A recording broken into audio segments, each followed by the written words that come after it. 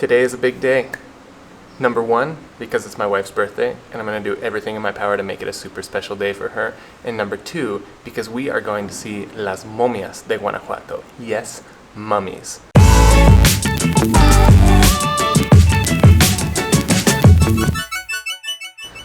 I have been waiting to see these mummies since 2008, ever since my very first Spanish class in college, when the professor showed us a movie called Santo contra las Momias de Guanajuato. Santo is like the top figure in Lucha Libre traditionally in Mexico. I think Ramses in Nacho Libre was loosely based on Santo. ¿Qué vamos a ver? Las momias.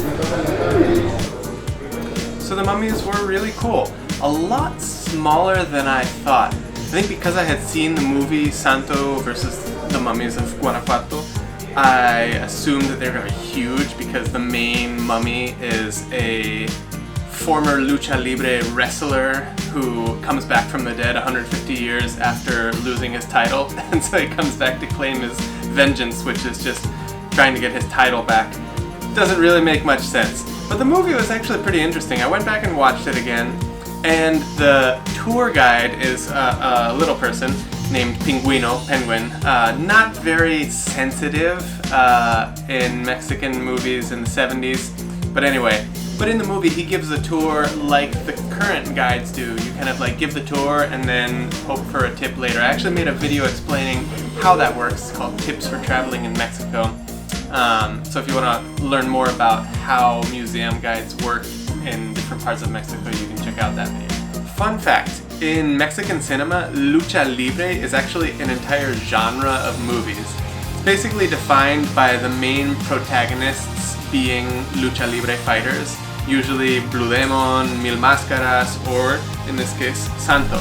Even though, fun fact, Santo was not even supposed to be included in this movie. They added him sort of as an afterthought because he was the most famous Lucha Libre guy, and they were worried that Blue Demon and Mil Máscaras weren't going to sell it enough. But Lucha Libre movies are protagonizadas por Lucha Libre wrestlers, and they have like these 10 to 15 minute cutscenes of just Lucha Libre fights in the middle of the movie with no explanation. It's like plot, cutscene of a Lucha Libre fight, like you're watching WWE in the middle of your movie, and then it goes back to the movie. That's one of the main things that defines the genre. But I actually found out that this was a genre of movie when talking with a person from here in Mexico. She was speaking in English, and she asked me if I knew that Lucha Libre was a gender of movies. And I was confused for a second, and then it was like, Género. The same word for gender and genre in Spanish. Género. It's kind of funny, but a small mistake like that made it so that I am never going to forget the word género for genre. So you should never be afraid to make mistakes when you're trying to learn a new language, because either you will learn or somebody else will learn. So mistakes are always going to help you learn. Don't be afraid to just speak and try out new things when you're learning languages.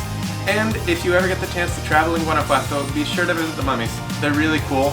Nothing like in the movie, but Santo contra las Momias de Guanajuato is an absolute éxito. It is a gem of Mexican cinema. It's not very well made, but it's fun. So go and watch that movie. It's on YouTube. You can probably find it. Don't expect subtitles. Thanks for watching. See you in the next one. They told you that you had to rest and not run around and be crazy for 5 days. Remember that? Clearly not. Chivolo.